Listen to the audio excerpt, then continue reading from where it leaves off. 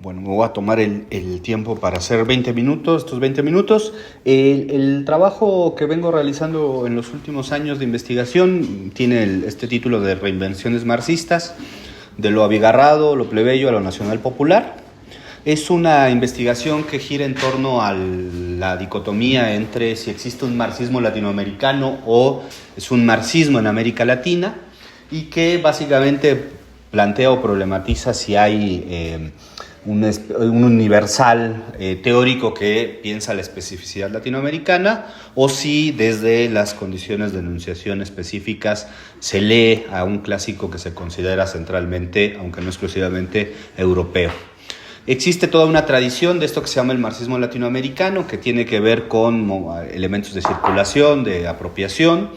Tres autores son clave para entender esta tradición, que son Lukács, Gramsci y Althusser, ¿no?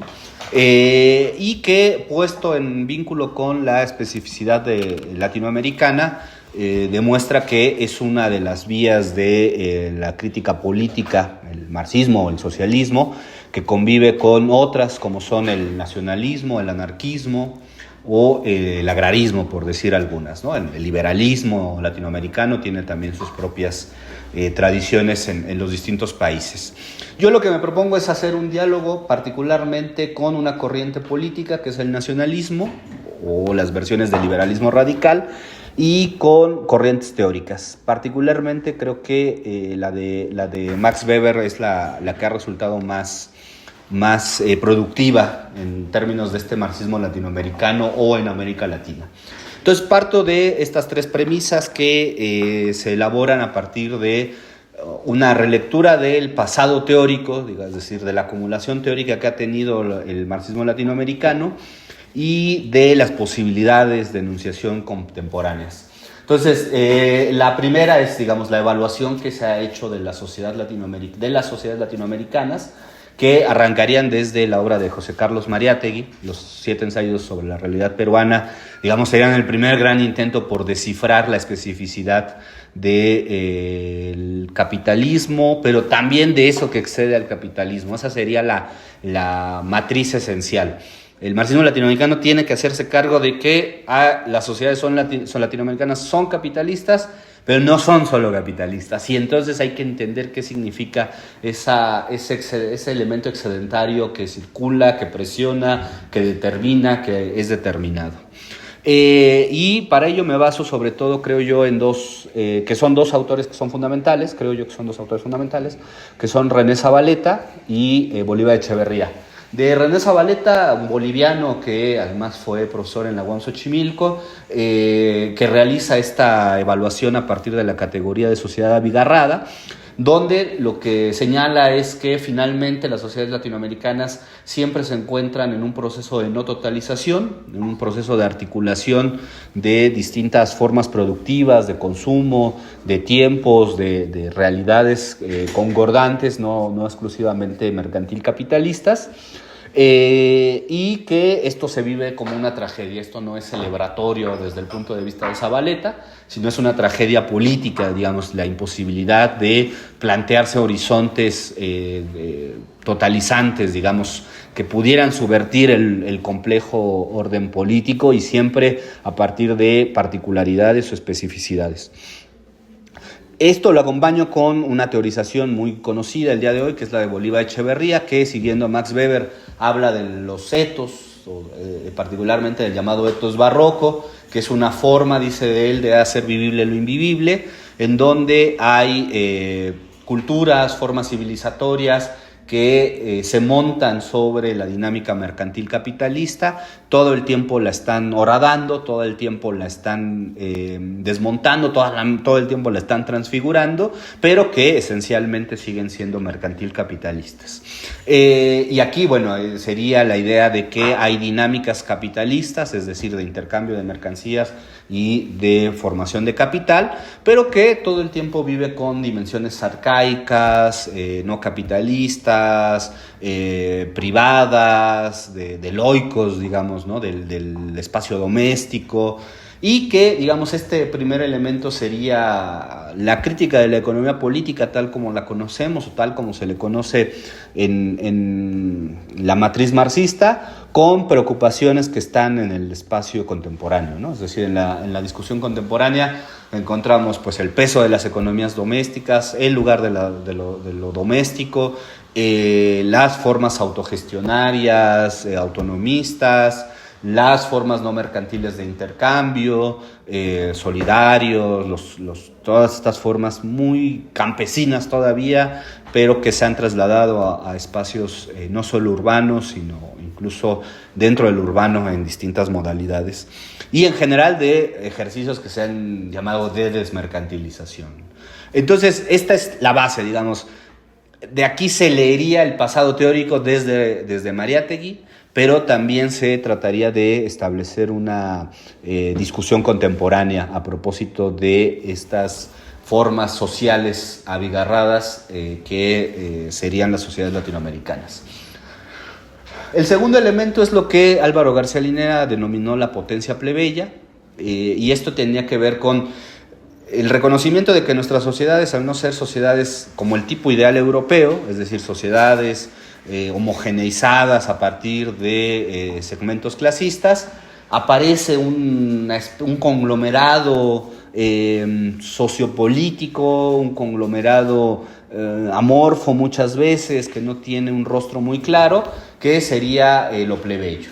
Entonces, ante la dificultad de la composición clasista, y de la no existencia, digamos, de una centralidad obrera como se pensó en el marxismo clásico, particularmente en la escuela lukácsiana de Historia y Conciencia de Clase, aparece una sobredeterminación, es decir, no se deja de reconocer la diferencia de clase, la importancia de la clase social, pero que esa diferenciación de clase está sobredeterminada por otros índices que son más eficientes o más efectivos.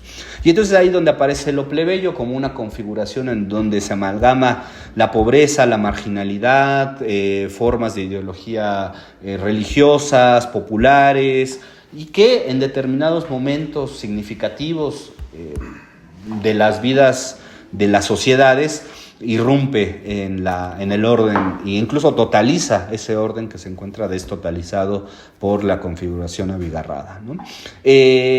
Para mí lo plebeyo sigue siendo el momento más complicado porque hay un déficit teórico de teorización sobre lo plebeyo, porque lo plebeyo difícilmente es teorizable. Digamos, está sobredeterminado por culturas indígenas, por culturas campesinas, por dinámicas societales, por economías criminales. Es decir, aquí hay un montón de elementos que dan para pensar este momento plebeyo, ¿no? Lo ubico como una potencia, una posibilidad que, si bien subvierte el orden, nunca se piensa como un programa político. No hay un programa político plebeyo, por eso nunca da el paso hacia una formación burocrática, a diferencia de la clase trabajadora o de la organización campesina, que sí deviene en forma burocratizada, es decir, en una forma organizada, reglamentada, que disputa el sentido de lo burocrático, o sea, de los órdenes de articulación de lo social y de lo político. Lo plebeyo más bien siempre me parece una intencionalidad que aparece en un elemento fundamental, la crítica al privilegio. Es decir, lo plebeyo no es la subversión del orden capitalista, sino la democratización por la vía de la subversión del privilegio mal habido. O sea, esta idea de hay gente que trabaja y gana más, y es un privilegio. Hay gente que tiene dinero y accede a la justicia, eso es un privilegio. Todos esos elementos democratizantes tienen que ver con lo plebeyo, ¿no? Me parece que hay momentos de esta irrupción plebeya donde a lo que se enfrenta más que a un encuadro ideológico entre izquierdas, derechas, capitalismo, socialismo, es a la constatación de que hay un orden persistentemente oligárquico que sustenta privilegios mal habidos, y que hay una crítica de esos privilegios. Entonces, bueno, este segundo elemento es el más complicado, insisto, en el déficit de teorización, hay muy poca teorización. De hecho, quien argumenta esto en un primera instancia, que es Álvaro García Linera, la idea de la potencia plebeya, nunca define lo plebeyo y nunca teoriza propiamente sobre este elemento. Y esto lleva al último punto. Esta es una corrección que hace René Zavaleta cuando dice Zavaleta en algún momento de su obra, pensando desde Bolivia, un país que difícilmente se ha constituido como una nación, digamos en el sentido clásico teórico, dice, solo los plebeyos imaginaron la posibilidad de la existencia de la nación, ¿no? Y son además, esto también hay que decirlo, son los plebeyos los que, no son los patricios, son los plebeyos los que defienden la democracia en América Latina, ¿no? Eso es una constatación real también, que se puede demostrar a partir de algunos ejercicios de historización. Y finalmente el tercer punto de este triángulo de reinvención marxista, que es lo nacional popular, ¿no? Que es una categoría compleja, es una categoría que muchas veces está todo el tiempo conviviendo con la de populismo, con la de nacionalismo. Yo lo entiendo como lo nacional popular como el momento de síntesis entre una configuración del capitalismo, esta de las sociedades abigarradas, una persistencia plebeya, que da como resultado un momento de síntesis, de determinación de lo comunitario, de determinación de lo común en el Estado, que es lo nacional popular, ¿no?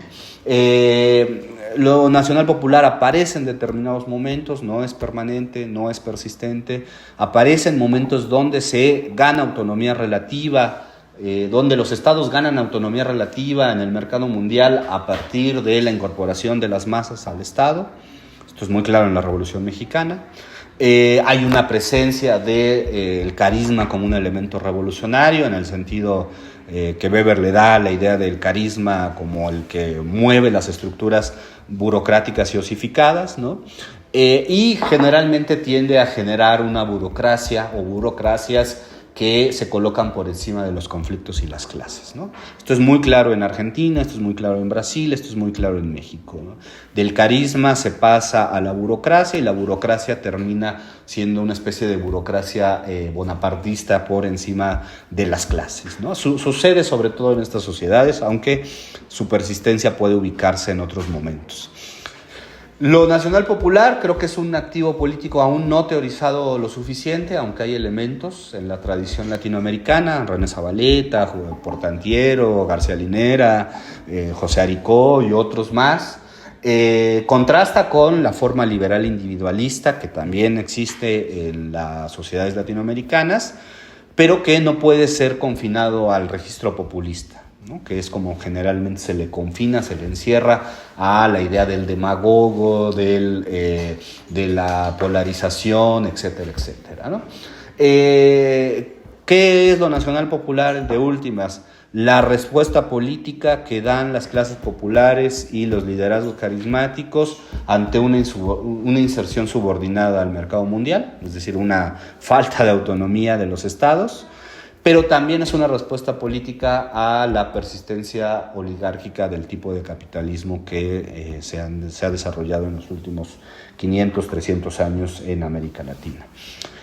Paso a la última, que serían un poco las conclusiones o ideas que estoy tratando de hacer con estos tres grandes paraguas conceptuales, estos tres grandes elementos articuladores. Primero es una manera de releer la historia del marxismo latinoamericano. Si uno relee la historia del marxismo latinoamericano, va a encontrar estas tres persistencias, ¿no? Ya sea lo nacional popular, ya sea lo plebeyo, ya sea la discusión de lo abigarrado, ¿no? Fuera Mariátegui, sea la discusión sobre la articulación de los modos de producción, sean los historiadores que han tratado de rastrear desde la historia social la forja de las clases populares, sean los teóricos que han tratado de ver la crisis liberal del siglo XX y la forja de los estados nacionales de masas. Esto aparece todo el tiempo en el marxismo latinoamericano. Claro, es un tipo de marxismo menos preocupado por el comentario de autores y más preocupado por las realidades latinoamericanas, ¿no? Ahí hay un problema todavía digamos, en ese gran corpus un poco la contradicción es que no todo lo que se ha producido en América Latina en torno al marxismo sería marxismo latinoamericano, ¿no? Esa es la gran contradicción, ¿no? Porque pues hay mucho que se ha producido, que es muy valioso, que es muy importante, pero que no está en este radar que estoy planteando, ¿no? Creo que es importante reconocer que la perspectiva socialista o la matriz marxista del socialismo fue muy importante en América Latina, pero nunca fue exclusiva, nunca tuvo monopolio político, siempre tuvo que convivir, mestizarse, negociar o pelearse con otras tradiciones políticas que han sido centrales para la historia del continente y de los países, ¿no? Pienso en el Caribe, pues los nacionalismos son muy importantes porque son los países con mayor debilidad histórica en términos de su forja de soberanía nacional, ¿no? Y claro, en algunos países, pienso en Chile, la tradición socialista siempre ha sido mucho más adelantada, mucho más hegemónica. En otros como México, a pesar de su presencia cultural, el muralismo, los escritores, etcétera, etcétera, o intelectuales, la batuta política siempre la tuvo el nacionalismo, ¿no? Entonces, esa deriva política la he tratado de buscar en la historia, digamos, en un sentido fuerte, ¿no? Como reconstrucción de actores y sujetos. Después está, me parece que hay que abrir el diálogo sin capitular ante la versión norteamericana de lo decolonial, sí apuntar a formas descolonizadoras. O sea, sí hay una impronta descolonizadora, sí hay una impronta, sobre todo en el área caribe, en el área brasileña, sí hay una impronta que enriquece, que matiza muchos de los componentes de lo nacional, sobre todo de la idea de lo nacional, ¿no? Y que hay que estar expuestos, ¿no? Decía José Aricó, afuera de casa hace frío, ¿no? O sea, fuera del corpus teórico, pues te ves de las debilidades de estas construcciones, ¿no? Y pienso mucho en las experiencias asiáticas africanas, que en buena medida conecta a la Revolución Cubana, ¿no? La Revolución Cubana como un hecho político, sí, pero un hecho teórico. La Revolución Cubana abre a dialogar con estas otras experiencias, que en realidad están hablando todos de lo mismo. O sea, fuera de Europa, todo el mundo está hablando de lo mismo en términos del marxismo. Cómo construimos sociedades igualitarias con persistencias oligárquicas o de monopolio político del Estado por parte de las clases más adineradas. Y finalmente, lo último en que estoy tratando de trabajar, estas insuficiencias del marxismo en general o del marxismo latinoamericano en algunos rubros, quizá no tanto en el de la crítica de la economía política, pero sí en el entendimiento de otras áreas de la problematización. Hay otras familias teóricas que me han interesado. Weber, el weberianismo en la línea de Michel Louis, me parece fundamental que hay que pensarlo. El republicanismo plebeyo que Luciana Cadagia, Santiago Castro Gómez han puesto en tela de juicio, esta búsqueda de la igualdad republicana y de la democracia republicana, pero desde lo plebeyo, y en menor medida el socialismo liberal, sobre todo italiano. Creo que ahí hay tres corrientes euro o atlánticas que se constituyeron tanto en Europa, pero que también son atlánticas, que habría que repensar de nuevo, ¿no? Porque aportan, dan, ¿ves? Esto ya no como reconstrucción pasada, sino como articulación de las perspectivas de productividad de este discurso marxista latinoamericano, ¿no? Entonces, bueno, esa es la exposición. Si ustedes se dan cuenta, en lo que he tratado de hacer en los últimos años ha sido de manera más o menos pulverizada aportar en algunos de estos elementos, ¿no? A veces se destacan algunos trabajos más teóricos, más de historia política, o de buscar otras fuentes donde uno pueda rastrear estas cenizas de un discurso que claramente entró en crisis, ¿no? Y que está todo el tiempo reconstruyéndose, y en su reconstrucción pues se está redescubriendo, ¿no? O sea, se redescubre una historia mucho más rica, mucho menos homogénea y con más posibilidades futuras, ¿no? Bueno, pues ahí cierro los